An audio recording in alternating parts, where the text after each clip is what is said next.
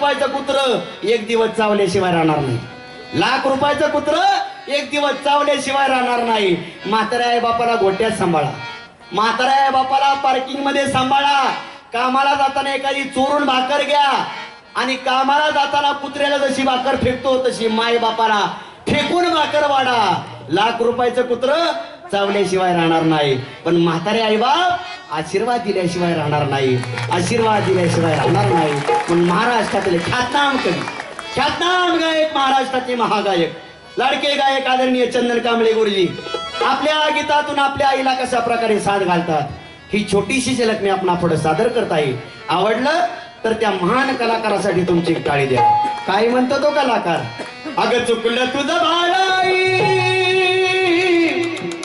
आई ग आई ग आई ग, चुकलं तुझं बाळ